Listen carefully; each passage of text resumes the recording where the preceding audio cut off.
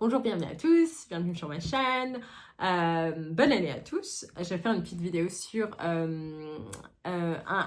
voilà, mon petite expérience de mon voyage entre la Chine et Hong Kong. Je vais parler un peu de mon expérience parce que j'ai vécu à Hong Kong en 2019, juste avant les tensions et les manifestations qui sont passées au niveau de l'annexe de Hong Kong à la Chine.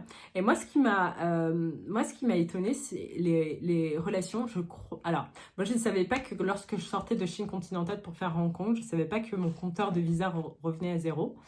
Parce que pour moi, Hong Kong est quand même administrativement lié à la Chine. Et donc ça, j'étais étonnée. Et je ne vous compte pas le nombre de contrôles. Je crois que j'ai eu 4 ou 5 contrôles d'identité pour aller de Hong Kong à la Chine. Alors que pour aller de Shanghai à Paris, j'en ai que 2. De Paris à Shanghai, j'en ai que 2. Et donc pour moi, ça montre quand même les tensions qui sont toujours présentes et la relation de Hong Kong vis-à-vis de la Chine. Parce que pour ceux qui étaient présents avant le Covid, cette annexe ne s'est pas fait sans heurts, je dirais.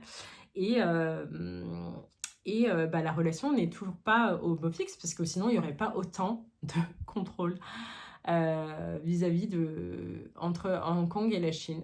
Après, Hong Kong n'a pas vraiment changé pour moi en soi.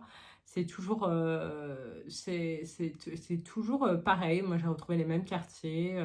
On y était pour les fêtes de Noël, donc le temps est toujours très agréable à Hong Kong.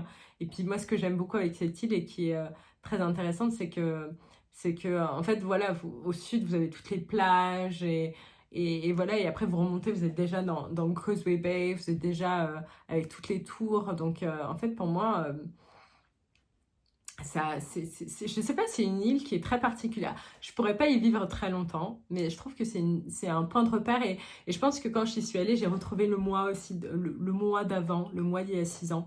Je pense que c'est pour ça que ça m'a fait du bien aussi de retrouver, de retourner moi, beaucoup plus jeune à Hong Kong. Voilà. Et puis, je parle beaucoup mieux en mandarin, parce que quand je suis arrivée, je ne parlais absolument pas.